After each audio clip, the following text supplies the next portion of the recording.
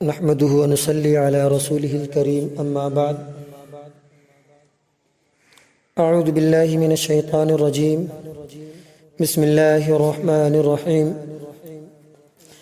إن الله لا يغير ما بقوم حتى يغير ما بأنفسهم وإذا أراد الله بقوم سوءا فلا مرد له وما لهم من دونه من وال وقال النبي صلى الله عليه وسلم يوشك أن يأتي على الناس زمان لا يبقى من الإسلام إلا اسمه ولا يبقى من القرآن إلا رسمه مساجدهم عامرة وهي خراب من الهدى. محترم معزز سامعین کرام، آج ہم آپ حضرات کے سامنے پیش کریں گے کہ آج دنیا میں مسلمان پریشان کیوں؟ تو اللہ تبارک و تعالیٰ نے قرآن کریم کے اندر فرمایا کہ ان اللہ لا یغیر ما بقوم حتی یغیر ما بانفسهم، کہ اللہ تبارک و تعالیٰ کسی قوم کی حالت اس وقت تک نہیں بدلتا جب تک کہ وہ قوم اپنی حالت نہ بدلے. وَإِذَا أَرَادَ اللَّهُ بِقَوْمٍ سُوءًا فَلَا مَرَدَّ لَهُ، اور جب اللہ تبارک و تعالیٰ کسی قوم پر آفت نازل کرنا چاہتا ہے تو پھر وہ واپس نہیں لوٹتی. وَمَا لَهُم مِّن دُونِهِ مِن وَالٍ، اور اللہ تبارک و تعالیٰ کے سوا ان کا کوئی مددگار نہیں ہے. اللہ تبارک و تعالیٰ اپنی نگہبانی اور مہربانی سے جو ہمیشہ اس کی طرف سے بندوں پر ہوتی رہتی ہے کسی قوم کو محروم نہیں کرتا جب تک کہ وہ قوم اپنی روش اللہ تبارک و تعالیٰ کے ساتھ نہ بدلے. اور جب کوئی قوم اپنی روش بدل لیتی ہے تو اللہ تبارک و تعالیٰ کی طرف سے آفت آتی ہے، مصیبت آتی ہے، پھر وہ کسی کے ٹالے نہیں ٹلتی اور نہیں اس وقت کوئی مدد کام آتی ہے. جب تک مسلمان اللہ تبارک و تعالیٰ کے قانون پر چلتے رہیں اور اپنے آپ کو اللہ تبارک و تعالیٰ کے حکم کے تابع کر رکھا تھا، اس وقت تک دنیا میں مسلمانوں کا عروج تھا. مسلمان فاتح قوم کہلایا جاتا تھا.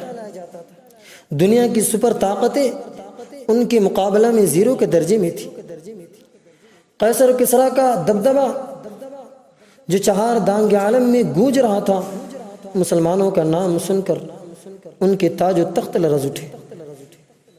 لیکن جب مسلمانوں میں عیش و عشرت، خواہشات نفسانی کی پیروی کا سلسلہ شروع ہوا اور اللہ تبارک و تعالیٰ کے احکام اور نبی کریم صلی اللہ علیہ وسلم کی سنتوں کا پاس و لحاظ نہیں رہا تو اسلامی تہذیب و تمدن معاشرہ سے ختم ہونے لگا اور مسلمان ہر طرح سے پریشانی میں مبتلا ہونے لگے اور آیت کریمہ کا پس منظر سامنے آنے لگا. عن علی بن ابی طالب قال قال رسول اللہ صلی اللہ علیہ وسلم یوشک ان یأتی علی الناس زمان لا يبقى من الإسلام إلا اسمه ولا يبقى من القرآن إلا رسمه مساجدهم عامرة وهي خراب من الهدى. حضرت علی رضی اللہ عنہ سے مروی ہے، وہ فرماتے ہیں کہ اللہ کے رسول صلی اللہ علیہ وسلم نے فرمایا کہ یقیناً لوگوں پر ایک ایسا زمانہ آنے والا ہے کہ جس میں اسلام صرف اور صرف نام کا باقی رہ جائے گا، قرآن کے صرف اور صرف حروف باقی رہ جائیں گے، عمل نہیں رہے گا اور مسجدیں خوب عمدہ عمدہ تعمیر ہوں گی، بنیں گی، حالانکہ وہ ہدایت اور نمادیوں سے ویران ہوں گی. آقا نامدار صلی اللہ علیہ وسلم نے مذکورہ حدیث میں امت کے سامنے 3 پیشن گوئیاں فرمائی ہیں. سب سے پہلی پیشن گوئی یہ فرمائی کہ امت پر ایک ایسا دور، ایک ایسا زمانہ آنے والا ہے جس میں اسلام صرف نام کا باقی رہ جائے گا مگر اس کی روح ختم ہو جائے گی. مسلمان نام کے رہ جائیں گے اور مسلمان اپنی اسلامی ذمہ داری کو محسوس نہیں کرے. مسلمانوں اور غیر مسلموں میں کوئی فرق باقی نہیں رہے گا۔ مسلمان اپنی اسلامی شعار سے دور ہوتے جائیں گے اور غیر اسلامی تہذیب سے قریب ہوتے جائیں گے۔ جیسے غیر مسلم نماز نہیں پڑھتا تو مسلمان بھی نماز نہیں پڑھے گا، غیر مسلم شراب پیتا ہے تو مسلمان بھی شراب پیے گا، غیر مسلم جوا کھیلتا ہے تو مسلمان بھی جوا کھیلے گا، غیر مسلم سود خوری میں مبتلا ہے، سودی کاروبار میں مبتلا ہے تو مسلمان بھی سودی کاروبار میں مبتلا ہوگا۔ غیر مسلموں کے گھروں میں ٹی وی ٹیلی ویژن ہے تو مسلمانوں کے گھروں میں اس سے قیمتی ٹی وی ٹیلی ویژن ہوگا۔ غیر مسلموں کی عورتیں بے پردہ سڑکوں پر پھرتی ہیں تو مسلمانوں کی عورتیں بھی ایسی عریانیت کا شکار ہو جائیں گی۔ غرب کے مسلمانوں کو اپنے اسلامی شعار، اسلامی تہذیب، اسلامی رہن سہن، اسلامی قوانین، اسلامی ذمہ داری کا کوئی احساس باقی نہیں رہے گا، بلکہ آج ہم دیکھ رہے ہیں کہ غیر مسلم معاشرہ رہن سہن بچوں کی تربیت کس طرح دے رہے ہیں اور مسلمان کیسی تربیت دے رہے ہیں۔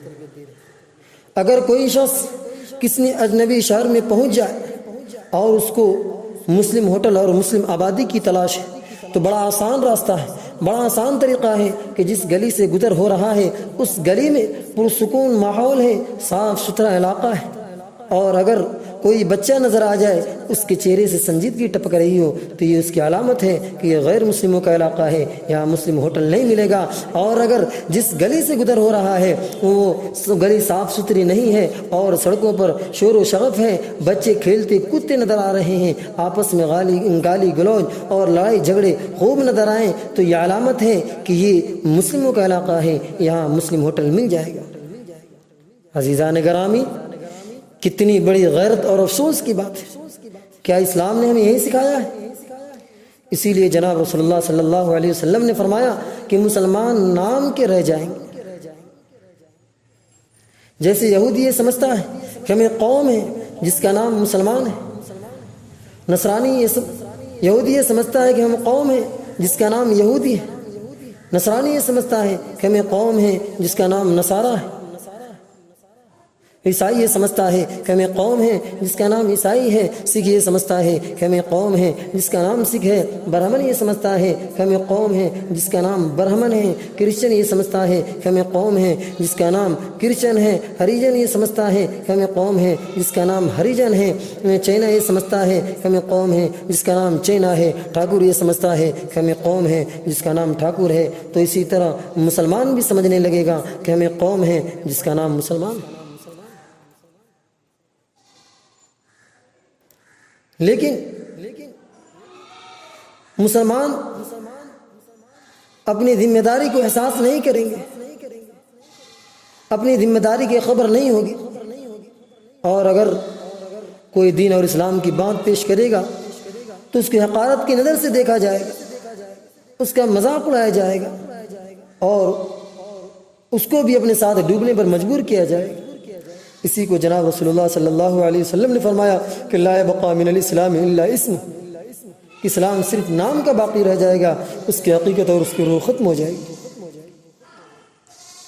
حضرت مولانا مفتی محمد شفیع صاحب قاسمی کا واقعہ ہے کہ حضرت کا ایک مرتبہ امبالہ جانا ہوا، جو ہریانہ اور پنجاب کا بڑا مشہور شہر ہے۔ وہاں جمعہ کے دن ایک نوجوان سے ملاقات ہوئی، بات چیت پر اس کا نام معلوم کیا گیا، اس نے کہا کہ میرا نام منگت ہے۔ حضرت نے کہا کہ منگت کیسا نام ہے؟ اس نے کہا کہ میرا پورا نام منگت خان ہے۔ حضرت نے کہا کہ بھائی نماز پڑھ لیا کرو۔ اس نے کہا کہ میں جمعہ کی نماز پڑھتا ہوں۔ گویا وہ یہ سمجھ رہا ہے کہ جمعہ کی نماز پڑھ کر اس نے اللہ تبارک و تعالیٰ پہ احسان کر رکھا ہے۔ یہ ہے مسلمانوں کا حال۔ آج دنیا میں مسلمان پریشان کیوں ہیں؟ مسلمانوں پر ہر طرف سے مظالم ڈھائے جا رہے ہیں۔ ایشیا کے ممالک میں سے کسی ملک میں کوئی قوم پریشان ہے، اس کا نام مسلمان ہوگا۔ یورپ کے ممالک میں سے کسی ملک میں کوئی قوم پریشان ہے، اس کا نام مسلمان ہوگا۔ افریقہ کے ممالک میں سے کسی ملک میں کوئی قوم پریشان ہے، اس کا نام مسلمان ہوگا۔ امریکہ کے ممالک میں سے کسی ملک میں کوئی قوم پریشان ہے تو اس کا نام مسلمان ہوگا۔ چاہے وہ اندلس یا فلسطین، کہیں بھی کوئی قوم پریشان ہے، اس پر طرح طرح سے مظالم کیے جا رہے ہیں، تو پتہ چلے گا کہ اس کا نام مسلمان ہے۔ کیا کبھی ان حالات میں مسلمانوں نے اپنی اسلامی ذمہ داری کا احساس کیا ہے؟ کیا کبھی اپنی کمزوریوں اور اللہ تبارک و تعالیٰ کے حکم کی خلاف ورزی کا احساس کیا ہے؟ نماز اللہ تبارک و تعالیٰ نے مسلمانوں پر فرض کیا ہے، غیر مسلموں پر نہیں۔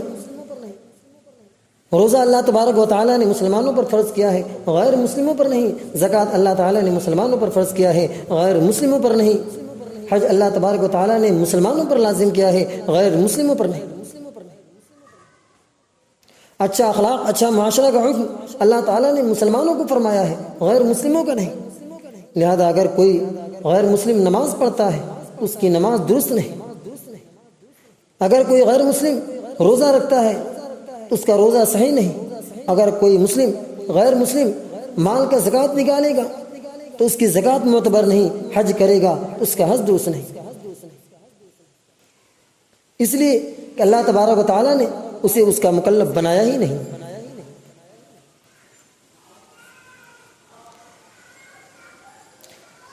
اس کو آپ ایک مثال سے سمجھیں کہ آپ کے پاس 2 ملازم ہیں، ان میں سے ایک سے کہا کہ تم کو کل دہلی جانا ہے، اس نے حکم عدولی کی اور نافرمانی کیا، نہیں گیا۔ دوسرے دن کہا کہ تم کو دہلی جانا ہے، پھر بھی نہیں گیا۔ آپ نے بار بار کہا، پھر بھی وہ نہیں جاتا۔ تو ایسی صورت میں آپ اس ملازم کو کوئی نہ کوئی سزا ضرور دیں گے، مگر آپ دہلی نہ جانے پر اس ملازم کو سزا نہیں دیں گے جس کو آپ نے دہلی جانے کا حکم نہیں کیا۔ تو اسی طرح اللہ تبارک و تعالیٰ نے مسلم غیر مسلم 2 قسم کے انسانوں میں سے صرف مسلمانوں کو احکام شریعت اور قوانین اسلام کا پابند بنایا ہے، غیر مسلموں کو نہیں۔ لیکن جب مسلمان اللہ تبارک و تعالیٰ کے حکم کی تعمیل نہیں کرے گا، اللہ تبارک و تعالیٰ کی نافرمانی کرے گا، تو کیا اللہ تبارک و تعالیٰ دنیا میں سزا نہیں دے سکتا؟ آج دنیا میں مسلمان ہر طرف سے ستائے جا رہے ہیں، ان پر مظالم کیے جا رہے ہیں۔ مسلمانوں پر جو تباہی اور بربادی دیکھنے میں آ رہی ہے، کیا وہ ہماری بدعمالی اور اللہ تبارک و تعالیٰ کی حکم عدولی کی سزا نہیں ہو سکتی؟ بہت ممکن ہے، شاید یہی وجہ ہے جس کی وجہ سے آج ہم سب کشمکش کی زندگی میں مبتلا ہیں۔ اسی کو اللہ تبارک و تعالیٰ نے فرمایا کہ ان اللہ لا یغیر ما بقوم حتی یغیر ما بانفسہم، کہ اللہ تبارک و تعالیٰ کسی قوم کی حالت اس وقت تک نہیں بدلتا ہے جب تک کہ وہ قوم خود اپنی حالت نہ بدلے۔ اللہ تعالیٰ ہمیں معاف فرمائے، اللہ تعالیٰ ہم سب کو اپنے اعمال درست کرنے کی توفیق عطا فرمائے۔ وآخر دعوانا الحمدللہ رب العالمین۔ انشاءاللہ اسی موضوع پر پھر آئندہ گفتگو ہوگی۔